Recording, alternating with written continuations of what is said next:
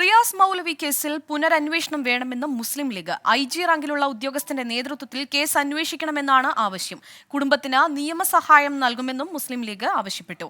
അരുൺ പാറക്കൽ കൂടുതൽ വിവരങ്ങളുമായി ചേരുന്നുണ്ട്. അരുൺ, റിയാസ് മൗലവി കേസുമായി ബന്ധപ്പെട്ട് മുസ്ലിം ലീഗ് എടുത്തിട്ടുള്ള നിലപാട് എന്തൊക്കെയാണ്?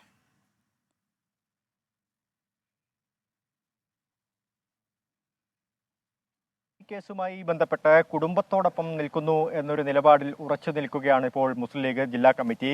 ഈ റിയാസ് മൗലവിക്ക് നീതി ലഭിച്ചില്ല. കഴിഞ്ഞ 7 വർഷം ജാമ്യം പോലും ഇല്ലാത്തതിനാൽ ഈ പ്രതികൾ 3 പേരും ജയിലിലായിരുന്നു എന്ന് മുഖ്യമന്ത്രി പറയുമ്പോഴും അതായത് സർക്കാർ കൃത്യമായൊരു നിലപാട് സ്വീകരിച്ചില്ല. അതുകൊണ്ടാണ് UAPA അടക്കമുള്ള നിയമങ്ങൾ ഈ പ്രതികൾക്ക് മേൽ ചുമത്താതിരുന്നതെന്നും മുസ്ലിം ലീഗ് ചൂണ്ടിക്കാണിക്കുന്നുണ്ട്. മറ്റൊന്ന്, പ്രോസിക്യൂഷനും അന്വേഷണ സംഘത്തിനും ഗുരുതരമായ വീഴ്ച പറ്റി. അതുകൊണ്ടാണ് RSS ബന്ധം പോലുള്ളവ ഈ കോടതിയിൽ തെളിയിക്കാൻ, വിചാരണ കോടതിയിൽ തെളിയിക്കാൻ കഴിയാതിരുന്ന ഒരു സാഹചര്യമുണ്ടായത്.